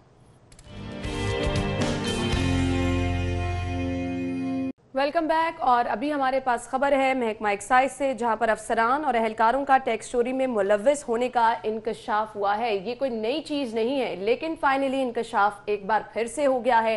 नतीजा क्या निकलेगा वो तो आपको समझ आ ही जाएगा, आने वाला वक्त ज़रूर बताएगा, हम भी आपके साथ शेयर करेंगे। ये कोई नया इंकशाफ नहीं है हसन, क्या होता ही रहता है। मतलब ऐसे तो नहीं, अफसरान जो होते हैं वो अमीर अमीर अफसरान होते हैं, बेचारे 14-15 ग्रेड के अफसर होते हैं, और मेरे से आपसे ज़्यादा अमीर अमीर गाड़ियाँ, बड़े बड़े घर होते हैं। इसमें ये बड़ी अजीब बात है, थोड़ा सा टैक्स है। अब मज़े की बात ये, कल ही हमें भी आया कि जो ये प्रॉपर्टी टैक्स की बात हो रही है, उसमें हमें भी आया, मैंने भी देखा, तो इतना खास टैक्स तो नहीं था। मतलब जो कोई बंदा पाकिस्तान से कहीं बाहर रहा हुआ है उसको पता है कि दुनिया भर में कि आपको प्रॉपर्टी के नाम पे काउंसिल टैक्स, प्रॉपर्टी टैक्स मुख्तलिफ नामों से उसको लिया जाता है। वो आपकी जो कीमत है घर की, उसका एक खास परसेंटेज होता है जो एनुअल आपने उनको देना होता है। कहीं पे वो 1% ऑफ द कीमत मालियत का, अगर आपका 1 करोड़ का घर है तो आपने 1 लाख देना है, उस तरीके का कुछ बनाया गया होता है। यहाँ पे चंद 100 रुपए लेते हैं लोग, 1500-1800 सालाना टैक्सेस हैं ये लोगों के। एक कनाल का घर है जिसका उसको इस साल मेरा ख्याल है, अगर वो नॉर्मल से एक इलाके में है, बहुत पॉश इलाके में नहीं है, तो उसने 1800 रुपया साल का दिया है। अगर उसके अंदर भी आपने करप्शन करनी है, उसके अंदर भी आपने 1800 से भी बचने का कोई तरीकाकार ढूंढना है, तो फिर तो ज्यादती है। लेकिन रियासतें आपको रिसोर्सेज आप उनके लिए जनरेट करेंगे टैक्स की सूरत में, तो ही कुछ प्रोवाइड करेंगी ना आपको, फैसिलिटेट कैसे करेंगी। तो अगर ये ऐसे ही बड़े बड़े प्लाजे हैं, वो कुछ चंद 100 रुपए में देते नहीं होंगे टैक्स, और ये प्रॉपर्टी टैक्स जो है इसने सारा आपका सिस्टम चलाना है, आपके सीवरेजेस और ये इस किस्म की जो चीज़ें हैं, पूरा जो आपका इंफ्रास्ट्रक्चर है उसके पैसे how does the city district government पे फॉर इट, इसी तरह तो वो करती है। तो वो तो ये हसन, मुझे ये बताइए अब इसका खात्मा कैसे मुमकिन है? आपके महकमे के अफसरान इसमें मुलव्विस हैं, एहलकार इसमें मुलव्विस हैं। इज इट पॉसिबल कि किसी को नहीं पता होगा कि एक महकमे में कौन कौन से अफसरान हैं, कौन कौन से एहलकार हैं? असल में अगर इसी तरह से सेव करते रहे तो ये जो कल्चर हमारे यहाँ एक टैक्स चोरी का बन चुका है, इसको हम कैसे खत्म कर सकते हैं? अना मेरा ख्याल है पहले तो अगर अफसरान को आइडेंटिफाई करना तो मुश्किल ही नहीं है, तो सिंपल सी बात है, वो हमारा एक कानून जो नैब का है वो इतना अच्छा कानून है, अगर वो उसको इस्तेमाल करना चाहें लोगों पे तो सिंपल है। एसेट्स बियॉन्ड मीन के केस हैं, लोगों के घर जाके पूछे जी आप इतने महंगे घर में रहते हैं, तनख्वाह आपकी इतनी है, जरा आ जाए शाबाश, आप एक्साइज के अफसर हैं, आप टैक्स के अफसर हैं, आप कस्टम्स के अफसर हैं, बहुत सारे ऐसे अफसरान मिल जाएंगे। एक दूसरा, लोगों को कैसे किया जाए उसके लिए मेरा अपना ख्याल है कि हम टेक्नोलॉजी की तरफ का इस्तेमाल कर सकते हैं, हम सैटेलाइट इमेजिंग का इस्तेमाल कर सकते हैं, और फिर एट सम पॉइंट हमें शायद को आर्टिफिशियल इंटेलिजेंस भी बनानी पड़ेगी जो ऑटोमेटिकली आइडेंटिफाई कर ले कि किस तरह का घर है और उनको कितना होना चाहिए। और यकीनन उसमें कोई मसला होगा, लेकिन ये है कि वो एक दफ़ा उनको भेज दिया जाए और अगर उनका कोई डिस्प्यूट है तो फिर वो लेकर वापस आए। तो ह्यूमन जो आपका इंटरेक्शन है ना, बहुत सारी चीज़ों में कम आप करते जाएंगे, उतना आप करप्शन किकबैक से बचा सकते हैं। अच्छा, ये खबर के मुताबिक ये लिखा है जिन प्रॉपर्टीज पर जानबूझकर टैक्स आयद नहीं किया गया, इनको रिकॉर्ड में लाने के लिए जो है वो तैयारी की जाएगी, जांच पड़ताल की जाएगी। फिजिकल वेरिफिकेशन ही है ना ये सारी। फिर वही बात है। अच्छा, मैं पहले भी गवर्नमेंट से कहता रहा हूँ, आज भी कह रहा हूँ, शायद कुछ सुन ही ले, कि आपको ये जो डेटा कलेक्शन है ये आप गवर्नमेंट से मत करवाया करें, ये आप प्राइवेट पार्टीज के साथ साथ करवाया करें। दुनिया भर में करवाते हैं आप, उसके लिए तरीकाकार ये है कि आप ऑक्शन करें, आप उनको बुलाएं, वो आके आपको बताएंगे इतने पैसों में हम आपको कर देंगे। उसकी वजह ये है कि आप डेटा कलेक्ट भी उन्हीं से करवाते हैं जिन्होंने पैसे लगाने के लिए उन पर जाना होता है, तो वो ऑटोमेटिकली वो डेटा कलेक्ट करते हुए बेईमानी कर लेते हैं। वो मेरे घर को मुझे पहले बता जाते हैं कि सर असि ਤੁਹਾਡੇ घर दी नहीं कर रहे, उसके बदले में वो पैसे लेता रहेगा। आपके पास जो डेटा है उसके ऊपर इंप्लीमेंटेशन कराने के लिए दो मुख्तलिफ वो होने चाहिए, वरना ये इसी तरह काम चलता रहेगा। अगर आप बिल्ली को रखवाली पे रख देंगे दूध की तो फिर हो गया काम। बिल्कुल आपने सही कहा और ये मिसाल बहुत ज़बरदस्त आपने दी है। खैर, अगली खबर बड़ी इंटरेस्टिंग है क्योंकि मैंने अभी कुछ रिसेंटली ऐसे मसाइल देखे हैं जो एक्चुअली नफ्सियाती मसाइल लग रहे थे। पुलिस में नफ्सियाती अमराज बढ़ने लगे हैं, प्रोफाइलिंग के साथ इलाज का प्रोग्राम भी है। तो हसन, ये क्या फिर बिल्कुल स्टार्ट से जो है वो पुलिस कमांड से देखा जाएगा कहाँ कहाँ नफ्सियाती मसाइल नहीं, आप जिस तरफ जा रही हैं उस तरफ से नहीं देखा जाएगा। मैंने और आपने लाहौर में रहना, ऐसी बातें ना किया करें सुबह सुबह के प्रोग्रामों में, मसला हो जाएगा। ये पुलिस वाले जो कांस्टेबल हजरात हैं और इस तरह के, उनके साथ ज़रूर मसला है। एक तो उनकी ड्यूटी आवर्स बहुत अजीब किस्म के हैं, फिर उनकी जो लिविंग कंडीशंस हैं, जब ऑन ड्यूटी रह रहे होते हैं, कई लोग आउट बाहर से शहरों से आए होते हैं, उनको जो यहाँ रखा जाता है वो अच्छी किस्म की कंडीशंस नहीं है। एक पूरी मतलब मेरे आपके लिए भी नौकरी करते हैं हम जब, तो उसके बाद पूरी उससे रिलेटेड उसी से हमारा मूड बाकी जिंदगी के ऊपर भी तो होता है ना। अगर हम if we have a bad day in office, हम घर उसको बुरे को लेके जाते हैं, तो वो वही चलता रहता है। गवर्नमेंट का काम है कि कम से कम, और अवाम का ख्याल नहीं रख सकते तो कम से कम अपने मुलाजमीन का ही ख्याल रख लें, किसी को तो कुछ करें। तो ये है, मैं बिल्कुल कांस्टेबल्स और इस किस्म के जो रैंकर्स के नीचे के लोग हैं उनसे बिल्कुल मैं करता हूँ, उनके साथ भी ज्यादती है। उनसे हम 7 दिन काम करवाते हैं, 12-12, 14-14 घंटे से ज्यादा काम करवाते हैं। कोई ह्यूमन आदमी अच्छा, जिस तरह से अब हम देखते हैं गर्मी सर्दी मौसम की परवाह किए बगैर ये अहलकार अपनी अपनी ड्यूटियों पर होते हैं, जहां जहां इनकी ड्यूटी होती है। ईद के दिन देखें, हम सब ईदें मना रहे होते हैं, वो बेचारे हमारी सिक्योरिटी पे खड़े होते हैं, उनको कोई मिलता भी नहीं है। मतलब वो बेचारे गरीब खड़े रहते हैं, अपना काम करते रहते हैं, वो हमारे सिक्योरिटी के लाए होते हैं, हम उनको नहीं करते। देखें ना अना, फिर all of this leaves a mark on your psyche ना, आपके ज़हन पे असरअंदाज होता है। और फिर मेरा नहीं ख्याल कि कभी भी ये इम्पैक्ट गया है आम लोगों में। हम हमेशा से पुलिस के नारवा रवैये की ही शिकायत करते हैं। बहुत सारे ऐसे वाकयात भी हम अपने, ऑब्वियसली सभी लोग एक जैसे नहीं होते, लेकिन जो इम्पैक्ट जाता है, लोग कहते हैं कि जी पुलिस उस तरह से अपना काम नहीं कर रही है। ये चीजें भी कहीं ना कहीं आपको नहीं, तो लेकिन हमने कभी उनकी ट्रेनिंग करवाई है, हमने कभी उनकी ये जो सेंसिटिविटी ट्रेनिंग और इस किस्म की चीजें कभी कराई हैं। हमारी जो ट्रेनिंग का कॉन्सेप्ट है पुलिस वालों को लेके आने का, उसमें ये है ही नहीं कहीं पे, तो हम उनको क्यों ब्लेम करते हैं जब आपने किसी की कोई चीज़ सिखाई ही नहीं। उनमें कुछ लोग जरूर होंगे ऐसे जो जनरली अच्छे शरीफ लोग होंगे, काम से बात करेंगे आपसे या कुछ करेंगे, आपने उनको सिखाया ही नहीं। कहाँ पे कहीं रूल बुक में लिखा है कि आपने उनके साथ अच्छे तरीके से पेश आना है, लोगों के साथ नहीं है। सिस्टम में हमारी खराबी है, हम उनके ऊपर बहुत ज़्यादा प्रेशर डालते हैं, उसके बाद फिर हम उनसे एक्सपेक्ट करते हैं कि वो out of the world performance दें, हमें तो ऐसा तो होना नहीं। तो इसके लिए ज़रूरी है, ये वैसे ख़तरनाक बात है कि अगर किसी को इस तरह के ज़हनी मसाइल हैं तो वो किसी सिचुएशन में कोई गलत हरकत हो सकती है। इनमें बहुत सारे लोग, बहुत सारी बड़ी बड़ी जो शख्सियात हैं उनके साथ सिक्योरिटी के फ़राइज़ अंजाम दे रहे होते हैं, इसके अंदर चेक करने की ज़रूरत है। और तो फौरी तौर पर इस पे, बल्कि ये टाइम टू टाइम काउंसलिंग जो है वो बहुत जरूरी है। देखिए तो एक परमानेंट होना चाहिए, दुनिया भर के अंदर परमानेंट है, हमारे में होना चाहिए। मेरा अपना ये कहना है कि आपको कम से कम स्टार्ट करना चाहिए कि उनके ऊपर जो बिला वजह के प्रेशर होते हैं, देखिए हमारे जो ये लोग हैं इनके साथ उनके अफसरान जो वो बात भी अच्छे तरीके से नहीं करते। बिल्कुल ऐसे ही है, तो ये चीजें फौरी तौर पर देखनी चाहिए। Hasan, thank you so much, बहुत बहुत शुक्रिया आपके वक्त के लिए। नाज़रीन, हम ब्रेक लेंगे, आप न्यूज हेडलाइंस जानिएगा, जिसके बाद हम शो में दोबारा हाजिर होंगे। हमारे साथ रहिएगा। वेलकम बैक नाज़रीन, और प्रोग्राम के इस हिस्से में मैं आपको बताने वाली हूं कि स्टाइलो, जो कि पाकिस्तान का ज़बरदस्त और मशहूर फैशन ब्रांड है, शूज़ ब्रांड है, ज़बरदस्त यहाँ पर शूज़ की ऑप्शन मौजूद है। फैशन ब्रांड है जी स्टाइलो पाकिस्तान का, और 70 से ज़ायद शहरों में 150 ब्रांड आउटलेट्स के साथ पाकिस्तानी जूते की सनत में सबसे बड़ा नाम है और सबसे ज्यादा माने जाने वाला और पहचाने जाने वाला ये ब्रांड है। स्टाइलो पाकिस्तानी खातून के लिए जबरदस्त फैशन की चीजें जो है वो लेकर आता रहता है टाइम टू टाइम, जिसमें जूते, बैग्स और इसके साथ साथ पर्स और एसेसरीज भी शामिल हैं। स्टाइलो एक ऐसा ब्रांड है जो कि गर्ल स्टाइल टॉल के नारे के साथ जो है वो चलता है। और कुछ विंटर कलेक्शन की अगर हम बात करें तो स्टोर्स पर स्टाइलो की ज़बरदस्त विंटर कलेक्शन मौजूद है, आप विजिट कर सकते हैं। ऑनलाइन भी आप देख सकते हैं, ज़बरदस्त विंटर कलेक्शन है। शूज़ यहाँ पर अमेजिंग जो है वो अवेलेबल हैं, एक्सेसरीज ज़बरदस्त अवेलेबल हैं। अगर आप सर्दी के मौसम में कंफर्टेबल शूज़ खरीदना चाहते हैं तो बहुत ही वाइड रेंज, जिसमें ज़बरदस्त कलर। अगर आप हील्स खरीदना चाह रहे हैं तो हील्स में भी बहुत कंफर्टेबल शूज़ हैं। इसके साथ साथ पंप्स की यहाँ पर जो है वाइड रेंज मौजूद है, जिसमें ज़बरदस्त कलर्स भी होंगे। मैं खुद प्रेफर करती हूँ कि अगर जब कभी मुझे शूज़ खरीदने हैं, क्योंकि मौसम ऐसा है, तो अब आप जो भी ड्रेसिंग कर रहे हैं उसके साथ आपको शूज़ की ऑप्शंस, चाहे वो हील हो चाहे वो फ्लैट्स हो, फिर इसके साथ साथ पंप्स जो कि इंतहाई कंफर्टेबल रहते हैं। तो जब कभी भी आप खरीदना चाहते हैं तो मैं भी आपको सजेस्ट करूंगी कि आप स्टाइलो जाएं। मैंने भी इस वक्त स्टाइलो के शूज़ ही पहने हैं और कल भी आपने देखा कि बहुत ज़बरदस्त कलर्स भी जो हैं मौजूद हैं स्टाइलो में, और इसके साथ साथ कंफर्टेबल जो है ये शूज़ बहुत ज़्यादा होते हैं।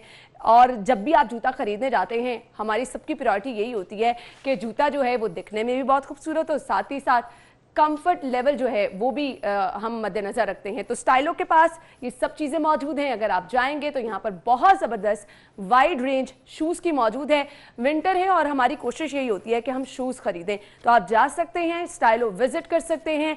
ऑनलाइन भी आप देख सकते हैं, बहुत ही ज़बरदस्त ऑप्शन स्टाइलो पे मौजूद हैं। जी तो नाज़रीन, प्रोग्राम के इस हिस्से में जो है सेगमेंट्स शामिल कर लेते हैं, जिसमें सबसे पहले जान लेते हैं आज के भाव क्या हैं। मार्केट में सब्जियों की कीमतें जानना बहुत ज़्यादा ज़रूरी है। बेसिक सब्जियां जो हैं, जिसमें लहसुन, अदरक और प्याज जो कि हर खाना बनाने के लिए ज़रूरी है, उसकी कीमत में हो शुबा इजाफा हो रहा है। तो हम चलेंगे इस वक्त मार्केट में। नबील रज़ा मलिक मौजूद हैं। नबील, बताइएगा कीमतें क्या हैं आज सब्जियों की? जी, आज के अगर सरकारी रेट लिस्ट की बात की जाए तो आज भी शहर में सब्जियों और फलों की कीमतों में इजाफा देखने में आया है, जबकि चंद एक सब्जियां और फल ऐसे हैं जिनकी कीमतें गुज़िश्ता रोज़ की निस्बत मुस्तहकम है या उनमें मामूली कमी वाक़ हुई है। लेकिन इसके बावजूद अगर ओपन मार्केट की बात की जाए तो उसमें काफ़ी ज़्यादा फ़र्क है। सरकारी रेट के मुताबिक जो सब्जियां और फल आज फ़रोख्त किए जा रहे हैं और जो फ़रोख्त करने का हुक्म जारी किया गया है सरकारी रेट के मुताबिक, उसके मुताबिक ओपन मार्केट में कोई भी फल और सब्ज़ी दस्तयाब नहीं है। ओपन मार्केट में बैठे हुए छोटे बड़े दुकानदारों का ये कहना है कि सरकार की जानिब से जो रेट लिस्ट जारी किया जाता है वो बंद कमरों में बैठकर तैयार किया जाता है और हक़ाइक़ से नावाकिफ़ अफसरान उसको तैयार करते हैं, जिसकी वजह से उनको ये मालूम ही नहीं है कि ओपन मार्केट में सब्जियों के क्या रेट है। जो रेट सरकारी रेट लिस्ट पर दर्ज किए गए हैं उस रेट पर तो मंडी से शाह नहीं मिलती, तो ओपन मार्केट में कैसे फ़रोख्त की जा सके।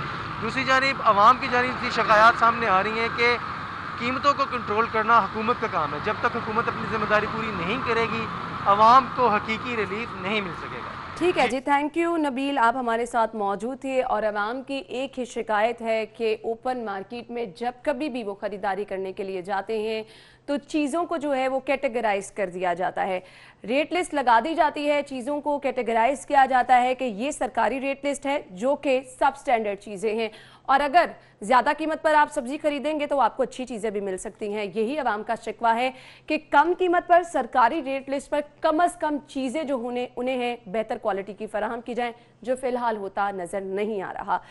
हमारे साथ नबील मौजूद थे, उन्होंने मार्केट की सिचुएशन बताई। मीट रेट्स की तरफ चलते हैं। ज़ैनत शॉप पे अगर आप जा रहे हैं तो सबसे पहले जी यहाँ पर बीफ पर केजी आपको मिलेगा 450 रुपीज़ में, और बीफ मिन्स आप खरीद सकेंगे 850 रुपीज़, 850 रुपये किलो में। इसके बाद जी मटन पर केजी अवेलेबल है 1350 रुपये में। मटन मिन्स आप खरीद सकेंगे 1650 रुपये में। जी तो अगर आप चिकन खरीदना चाह रहे हैं, कीमत क्या है वो भी मैं आपको बता दूंगी। गवर्नमेंट रेट हमारे पास है जिसके मुताबिक जिंदा मुर्गी है 211 रुपये किलो में, और मार्केट में इसका बना हुआ गोश्त आपको मिलेगा 306 रुपये में। अगेन यहाँ पर भी ये देखने में आता है कि गवर्नमेंट रेट जो होता है उसके मुताबिक मुश्किल ही से आपको चिकन जो है वो बाजार में नजर आता है। जिस भी आप शॉप पे चले जाते हैं वहाँ पर डिफरेंट प्राइस होती है। खैर आगे बढ़ते हैं, और आगे बढ़ते हुए एग रेट्स मैं आपके साथ शेयर करना चाहूंगी। सबसे पहले आपको बताऊंगी जी रिटेल प्राइस 60 रुपये दर्जन में आप अंडों की खरीदारी कर सकते हैं।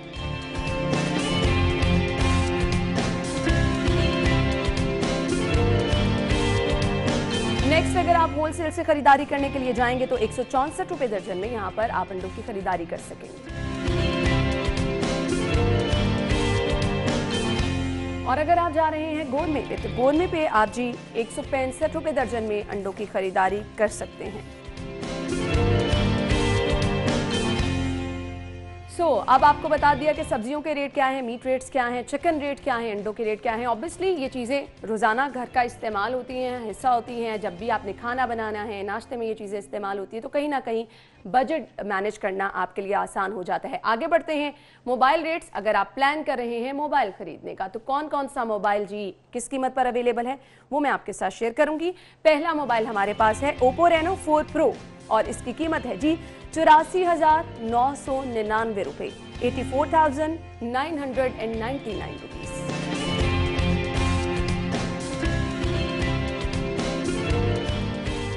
Next mobile Oppo R17 pro और अगर आप खरीदना चाह रहे हैं तो प्राइस इसकी क्या है जी 79,999 रुपीज।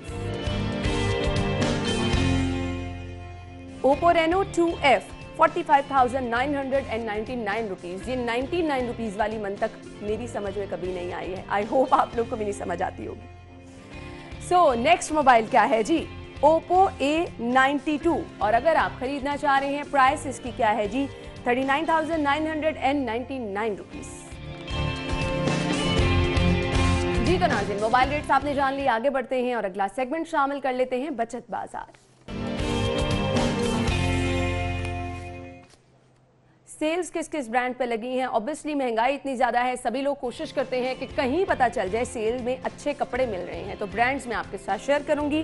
पहला ब्रांड है जी अलकरम स्टूडियो। अगर आप यहां पर जाएंगे तो अप टू 50% ऑफ है, आप यहां जाकर खरीदारी कर सकते हैं।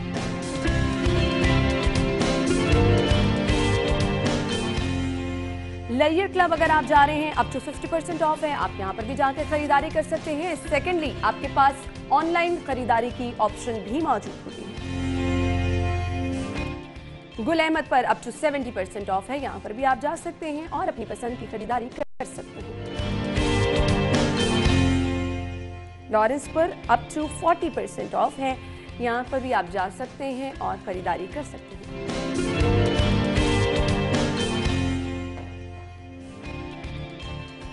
जी तो ये वो ब्रांड्स हैं जहां पर सेल्स लगी हैं, आप जा सकते हैं और आप सेल से भरपूर फायदा भी यहां जाकर उठा सकते हैं।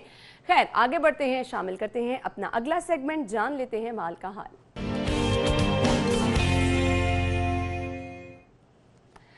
गैर मुल्की करेंसी रेट्स क्या हैं वो आपके साथ शेयर करेंगे।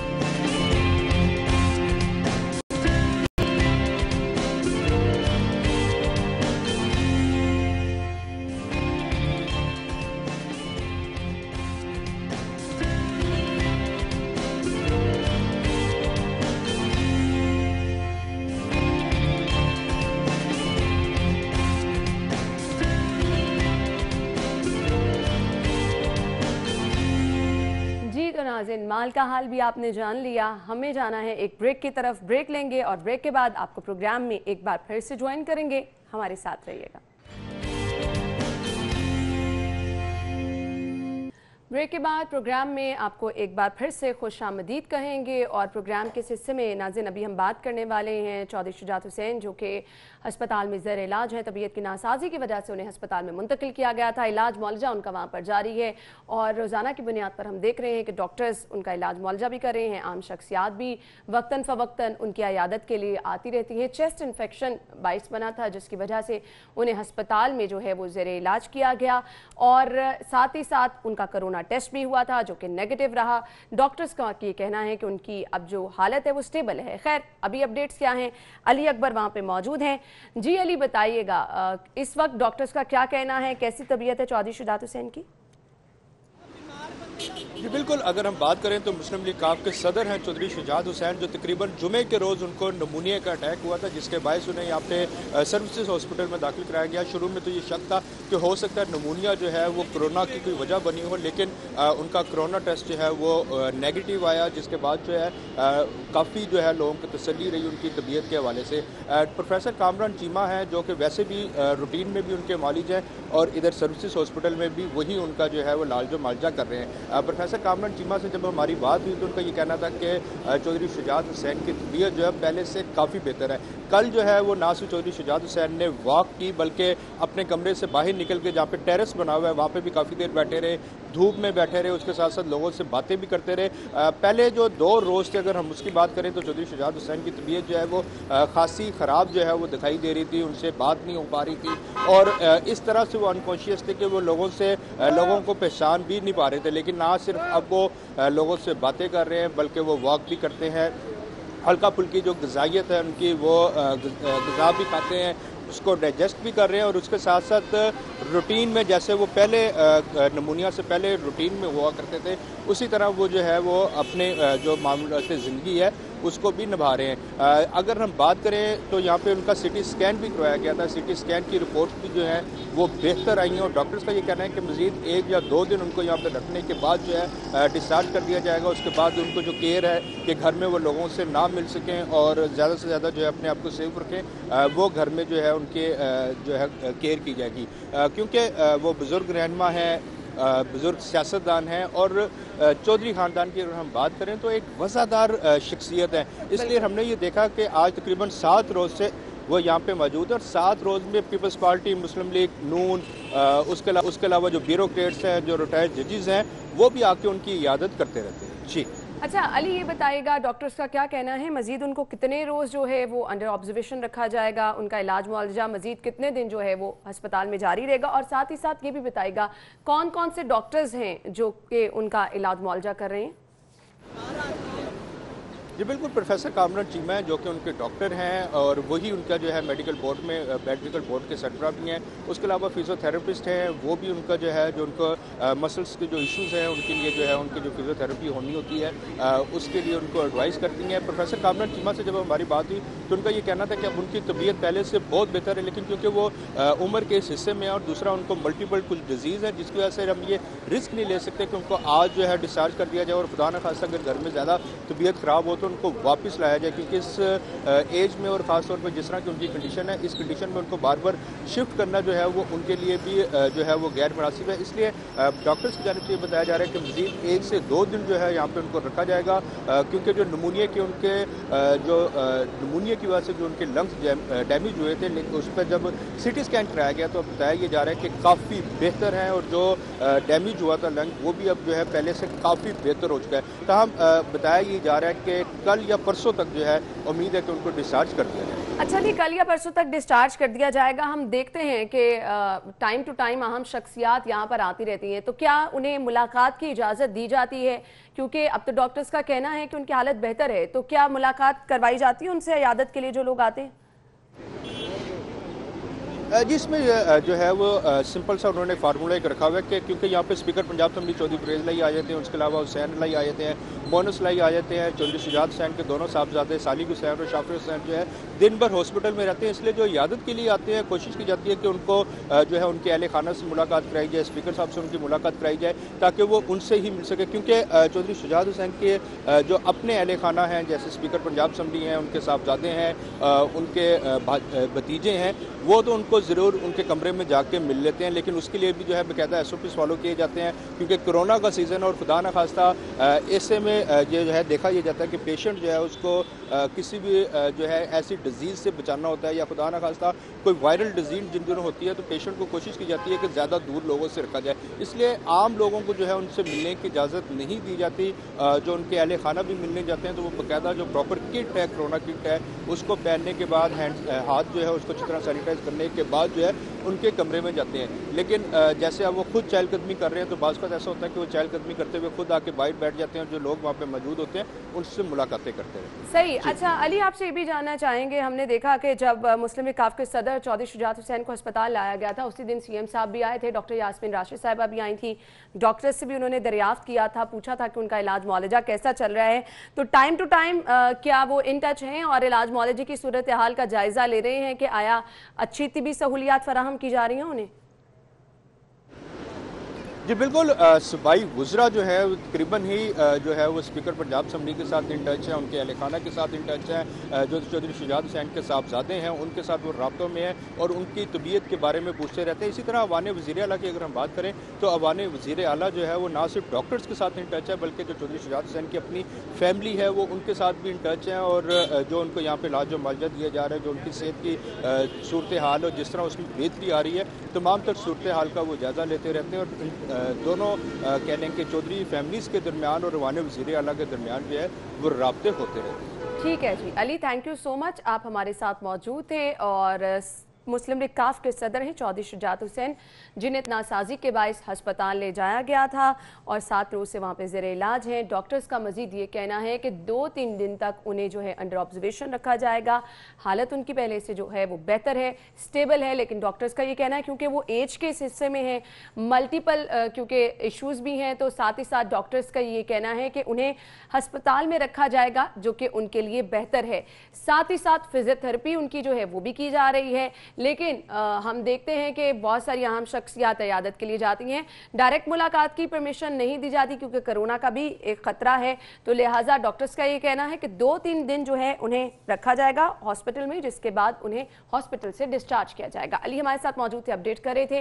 ब्रेक लेंगे, ब्रेक के बाद आपको दोबारा से ज्वाइन करते हैं।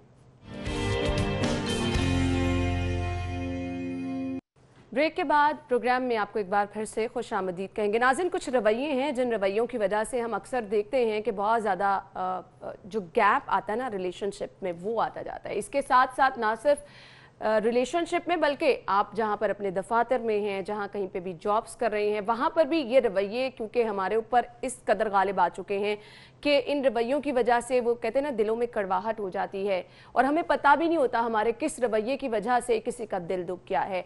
आज जिस टॉपिक पे हम बात करने वाले हैं वो है तंज और तनकीद। अक्सर हम मजाक में भी इस तरह से किसी को तंज कर जाते हैं कि किसी की दिल आज़ारी हो जाती है और हम उसको मजाक का नाम दे देते हैं। हम लोगों ने अपनी गुफ्तगू का हिस्सा बना लिया है तंज करना, तनकीद करना। तनकीद ज़रूर होनी चाहिए, लेकिन वो तनकीद जिसका कोई फ़ायदा हो। यहाँ पर तो बेजा तनकीद की जाती है सिर्फ इसलिए क्योंकि आप किसी से हसद करते हैं, सिर्फ इसलिए क्योंकि आप किसी को बर्दाश्त नहीं कर पा रहे होते। तो आपके पास हल क्या है कि आप तनकीद कर दें और पूरी सोसाइटी में लोगों को ये बता दें कि ये बंदा अच्छा नहीं है, इसका काम अच्छा नहीं है। ये रवैया बहुत ज़्यादा बढ़ता चला जा रहा है। इसके नुकसानात क्या हैं? इसके नुकसान ये हैं कि आप अपने रिश्तेदारों से दूर हो गए हैं। एक वो मोहब्बत प्यार वाला एलिमेंट जो है वो हमें कहीं नज़र नहीं आ रहा। तो असल में ये रवैये क्या हैं, इनकी वजूहात क्या हैं? हम ये कर भी रहे हैं, हमें नहीं पता कि हम तंज कर रहे हैं, हम तनकीद कर रहे हैं, हम क्यों ऐसे हो गए हैं। इस टॉपिक पे आज हम बात करने वाले हैं। स्टूडियो में हमारे साथ हमारे मेहमान मौजूद हैं, मोटिवेशनल स्पीकर कासिम अली शाह साहब। अस्सलाम वालेकुम। वालेकुम सलाम जी, क्या हाल चले आप? बिल्कुल ठीक ठाक, अल्हम्दुलिल्लाह रब्बिल आलमीन। क्या कहना चाहेंगे आज के टॉपिक के हवाले से? ये हमारे रवैये बन चुके हैं असल में, क्योंकि ये टर्म्स कभी यूज की जाती थी गुस्से में, कभी आपने किसी की इस्लाह करनी होती थी आप तनकीद कर देते थे, लेकिन अब तो ये रूटीन बन चुकी है। अच्छा देखिए, इस मिजाज को, समाज के इस मिजाज को समझना आज बड़ा आसान है। शायद किसी ज़माने में किसी समाजी रवैये को समझना और उस रवैये को समझने के लिए जो सर्वे कंडक्ट करना पड़ता था वो आप जाते थे घर घर और फॉर्म फिल करवाते थे। आज फ़कत आप अपना फेसबुक का होम पेज खोल लीजिए, आपके सामने समाज खुल जाएगा। आप हैरान होंगे, उसमें सैकड़ों हज़ारों लाखों की पैड फाइटर्स हैं। बिल्कुल, ये की पैड फाइटर्स कोमा में लिखने वाली बात है। ये वो लोग हैं जो पूरा दिन अपने बयान या किसी के बयान के नीचे तंज और तनकीद करते हैं। इनको कोई तनख्वाह नहीं मिलती। मैं अक्सर ये कहता हूं कि अगर फेसबुक पे मौजूद तनकीद करने वालों को तनख्वाह मिलती है, सारे खरपति होते जितनी ये तनकीद कर चुके हैं। इनकी सिर्फ नफ्स को तस्कीन मिलती है और कभी ये अंदर झाती मार के नहीं देखते कि ये जो सब कुछ हम कर रहे हैं ये हमारा शैतान हमसे करवा रहे हैं, नफ्स करवा रहा है। यानी नफ्स इतना ज्यादा ताकतवर हो चुका है कि वो किसी की सही चीज को भी बर्दाश्त नहीं करता। सही कह रहे हैं। अच्छा, फिर आपने बड़ी अच्छी वजाहत कर दी कि ये समाज के हसद की अलामत है। समाज में दो चीजें बढ़ी हैं, शौफ भी बढ़ा इस फेसबुक की वजह से। आप अपनी कॉफी और ब्राउनी को भी दिखाना चाहते हैं, आपने नया बकरा लिया है वो भी दिखाना चाहते हैं, आपने नया सूट पहना वो भी दिखाना चाहते हैं, आप शादी का शौफ भी करते हैं। ये कोमाज में लिख लें आजकल, क्योंकि बड़ा एक हॉट टॉपिक है। तो आप हर चीज जिसको शो ऑफ करते हैं वो शो ऑफ कहीं ना कहीं हासिद पैदा करता है। ये बड़ी इंपॉर्टेंट चीज है। आपका दीन जो है वो डिस्करेज करता है कि आप अपनी चीजों को, उन नेमतों को छुपाएं और नेमतों में अगर दूसरों को शामिल करें तो नेमतें बचती हैं। लेकिन अगर आप नेमत को शौफ बना लें तो शौफ की वजह से हासिद बढ़ते हैं, और जब हासिद बढ़ते हैं तो फिर आपको मुखालफत का सामना करना पड़ता है। लेकिन इसी को अगर आप वाइस वर्सा एक और कॉन्सेप्ट समझिए, रिलीजन का कॉन्सेप्ट आ जाएगा। अल्लाह के रसूल सल्लल्लाहु अलैहि वसल्लम आपकी हदीस से मुबारक आपने फरमाया जिसमें ईमान है उसमें हसद नहीं हो सकता, जिसमें हसद है उसमें ईमान नहीं हो सकता। आप इतनी तबलीग, इतने बयान, इतनी खैर की बातें, इतने अच्छे अच्छे मैसेज, इतने लेक्चर, इतने अच्छे अच्छे मौजूआत पे टीवी प्रोग्राम जितने पाकिस्तान में होते हैं दुनिया में कहीं नहीं होते। बिल्कुल सही कहा। लेकिन आप यहाँ हसद का लेवल देख लीजिएगा कि यहाँ खोती रेडी वाले को भी पीछे लिखना पड़ता है जलने वाले तेरा मुंह काला। आप रक्षे के पीछे कभी देखिएगा वो छोटा सा काला जूता खुसा लटका के फिर रहा है कि नजर ना लगे मेरे रक्षे को। ठीक है जी। आप जिस समाज में हर तरफ हसद ही हसद देखें, आप हैरानगी होती है। सही मोटरसाइकिल है या गाड़ी है, लोग स्क्रैच कर देंगे। लोग अपने बच्चों को कलक का टीका लगा रहे हैं, काले मुंडे नु काला टीका ला रहे हैं कि इन्हें नजर ना लग जाए।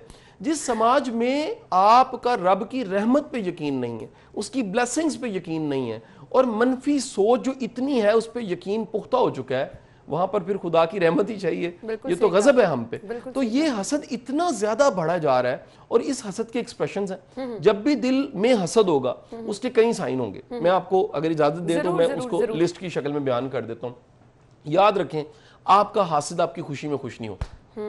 उसको तकलीफ तब होती है जब आप खुश होते हैं। मानो आपा का बड़ा अच्छा जुमला है, आप फरमाती थी कि लोगों की मुस्कुराहट कब आई उनके चेहरे पे, यहां से उनके किरदार का पता लगता है।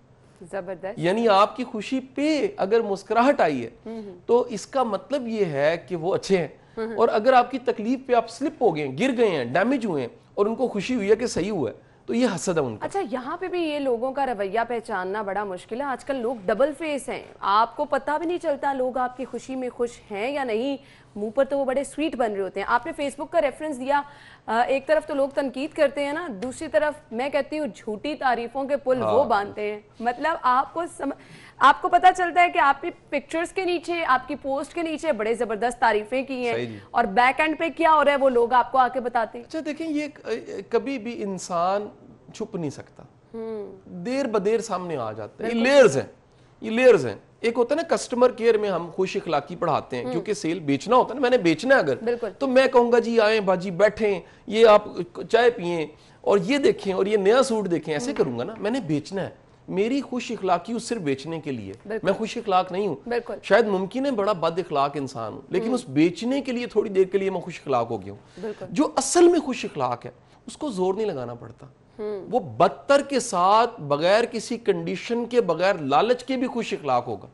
जो सखी है ना वो कंजूस के साथ भी सखी होगा, वो किसी जालिम के साथ भी सखी हो जाएगा, क्योंकि वो सखी है। इसी तरह हासिद, जो हसद करने वाला है, हसद करने वाला सामने वाले को नहीं देखता। बिल्कुल। आप प्रोफेशनली, आपका माशाल्लाह मीडिया में अच्छा खासा एक्सपीरियंस हो गया है, और जो हम सब दिखने वाले हैं, ये ऑन स्क्रीन आ रहे हैं, हमें बड़ा हसद फेस करना पड़ता है, क्योंकि हमारा प्रोफेशन ही दिखना है। मेरा प्रोफेशन ही बात करना है। मतलब मैं किसी से गन पॉइंट पे कुछ छीन तो नहीं रहा, मैं बात कर रहा हूँ, लेकिन मेरे नजरिए से मुखालफत होगी, मेरी सोच से मुखालफत होगी, मेरी रोज जो प्रेजेंस है किसी न किसी चैनल, इससे मुखालफत होगी, मेरे फेसबुक पे अगर 22 प्लान पोस्टें लगती हैं, इससे मुखालफत होगी, अगर मैं कोई खैर का काम कर रहा हूँ इससे मुखालफत होगी। ये अलामत है कि समाज में मुस्बत रवैया नहीं है, एप्रिसिएशन नहीं है, ईमानियात की हालत अच्छी नहीं है, लोग इबादतें भी बड़ी कर रहे हैं। ये भी आपको एक बड़ी अजीब बात बताऊं, साइकोलॉजी ये कहती है कि जो इबादत थोड़ी ज्यादा करता है और बाज़ औक़ात वो बड़ा, उसकी एज मैच नहीं कर रही होती, वो गिल्ट होता है उसका।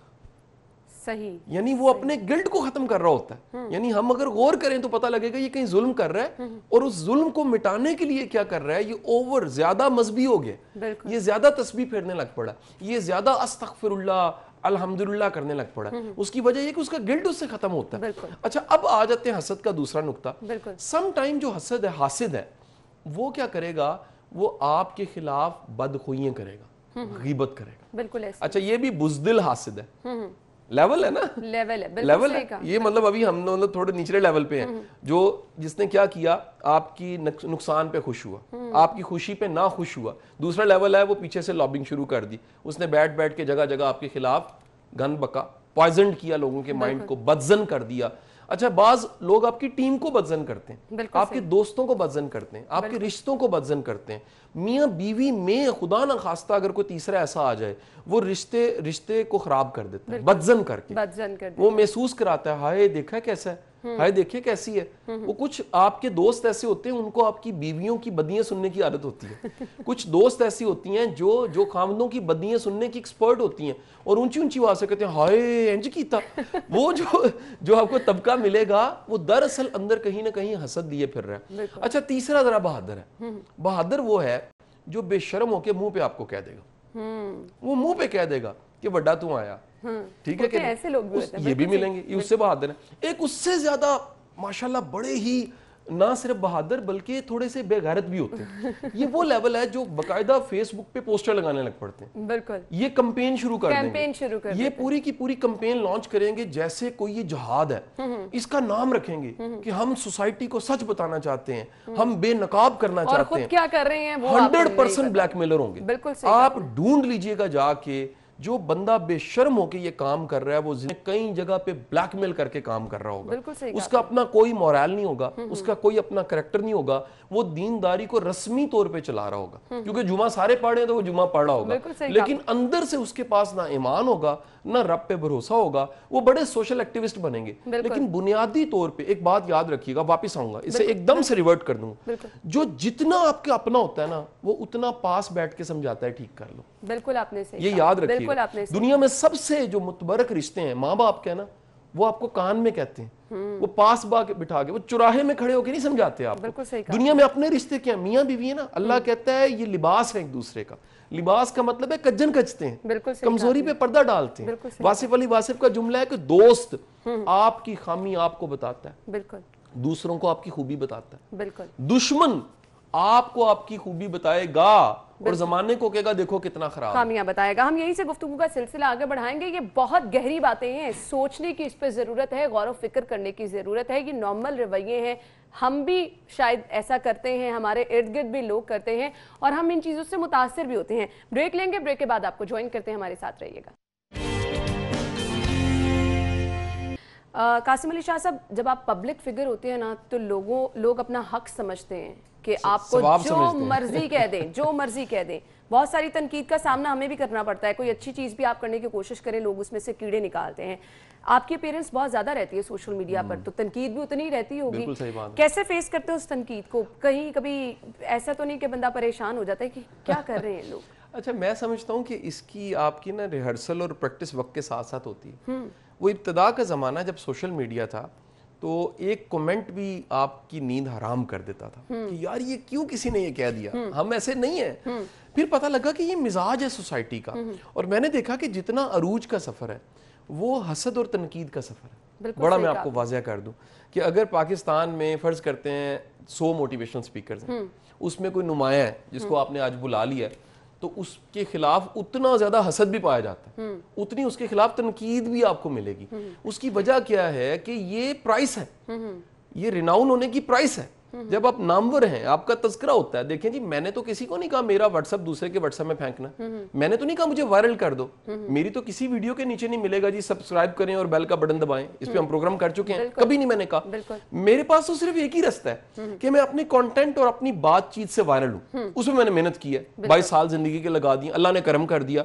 अब जब आप यहां पर आ जाते हैं तो आप कई तरह के तजुर्बों से गुजरे होते हैं। मसलन सम टाइम लोग मैनिपुलेट कर देते हैं आपकी बात, वो बात आपने कही नहीं होती, या उसका सियाको सबाक क्या होता है। यानी देखिए ना, एक मुतबरक किताब में सूअर का तस्करा है, लेकिन उसका सियाको सबाक है। अगर आप वो सियाको सबाक, उसका गुनाहगारों का तस्करा है, सिर्फ गुनाहगार का वर्ड उठा लें, सियाको सबाक के बगैर आप नहीं समझ सकते। तो मैनिपुलेट कर देते हैं, इल्जाम लगा देते हैं, झूठ बोल देते हैं, फिर वो एक हवाई बात कर देंगे कि जी ये बड़े महंगे हैं, ये बड़े पैसे लेते हैं। तो आप बताएं मैं कितने पैसे लेता हूँ? नहीं जी, इसमें बिल्कुल कोई सदाकत नहीं है। मुझे सिर्फ ये बता दें, क्या इससे क्या तस्कीन मिलती है अब लोगों को? ये रवैया क्या है? आप किसी को बुरा दिखा के, नीचा दिखा के आप हसद में इतना आगे निकल जाते हैं कि आप किसी की पर्सनालिटी तबाह करने की तरफ आ जाते हैं। देखिए ये अपने नफ्स की तस्कीन और कुछ भी नहीं। बिल्कुल। और जो हासिद है उसको भी पता नहीं होता मैं हसद कर रहा हूँ। बाज़ औक़ात पढ़ा लिखा बंदा होता है, अच्छा खासा काबिल बंदा होता है, PhD होता है, बिल्कुल, और उसकी यानी थीसिस होते हैं, उसका एक पूरा प्रोफाइल होता है, आप देखते हैं इतना हासिद है, और सिर्फ वजह क्या है उसके हसद की, उसकी हसद की वजह है वो खुद ग्रो नहीं कर सका, और अपना नुकसान इस तरह से करता है कि अपने आप को अंदर से तबाह कर, नसीब को मुआवजा करता रहता है, अल्लाह की तकसीम पे राजी नहीं होता, फिर जो अपनी स्ट्रेंथ है उसको देख के वो नेगेटिविटी फैलाता रहता है दूसरों के खिलाफ। सबसे खौफनाक ये होता है उसकी पर्सनल डेवलपमेंट रुक जाती है। बिल्कुल, ये बड़ी जो नमू है, जो इर्तका है, वो याद रखिएगा जब आप अपनी एनर्जी को मनफी लगाएंगे, आप अपनी एनर्जी को दूसरों को नीचे दबाने के लिए, तो आप खुद भी ग्रो नहीं कर सकते हैं, आपका भी कुछ अच्छा नहीं होगा अगर आप किसी के लिए बुरा करना चाहेंगे। कासिम अली शाह साहब, ये तंज जो है इसको हम अक्सर कहते हैं हमने तो मजाक किया था, आपने किसी को बात भी सुना दी और आपने ये भी कह दिया कि हमने मजाक किया था। ये इन दोनों चीजों को जरा डिफाइन कीजिएगा कि मजाक में आप जो तंज कर रहे हैं बाद में आप उसको मजाक का नाम दे रहे हैं। देखिए ये दरअसल लोगों में बेशर्मी और बेहयाई बहुत ज्यादा हो गई। ये भी बेशर्मी और बेहयाई के जुमरे में आएगा कि लोगों को जरा शर्म नहीं आती कि हम तंज कर रहे हैं, हम किसी को हर्ट कर रहे हैं, हम किसी का मजाक उड़ा रहे हैं। दीन तो आपको सिखाता है कि किसी की दो बंदे बैठे हैं और तीसरा सामने है, तो ये दो कान में बात नहीं कर सकते, बिल्कुल, कि कहीं उसके ज़हन में गलतफहमी ना आए। इखलाकियात जो है वो ये है कि आप उसके सामने कानों में बातें ना करें, कुसर पुसर ना करें। ये आपको कॉमन मिलेगा इवेंट्स पे, बिल्कुल कॉमन मिलेगा। ये पहले हम इल्जाम लगाते थे शायद बीबियों में है, मैंने हजारों बंदे ऐसे देखे हैं, थैंक गॉड, मैं नहीं कहती कि अब ये सिर्फ औरतों का, हजारों बंदे ऐसे देखे हैं जिन्हें बीमारी होती है, वो खुसर पुसर करते रहते हैं, वो लॉबिंग करते रहते हैं, उनके अंदर जुर्रत नहीं होती। अच्छा, वो अपने आप को ठीक नहीं करेंगे। दुनिया की बेहतरीन जो गलती है आप तलाश करते हैं वो अपनी गलती होती है, बिल्कुल उसको ठीक कर सकते हैं। आप अपनी पलीती को ठीक करते हैं, आप अपने आप को अंदर से साफ करते हैं, आप अपना कीना खत्म करते हैं, अपना बुग़्ज़ खत्म करते हैं, आप अपने आप को इंप्रूव करते हैं कि मैं कल से कितना बेहतर हुआ हूं।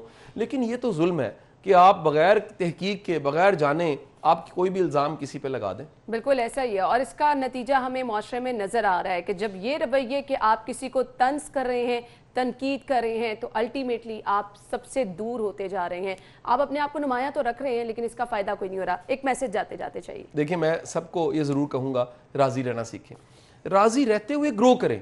ये जो मिल गया ना इसको एंजॉय करें, अल्लाह का शुक्र अदा करें।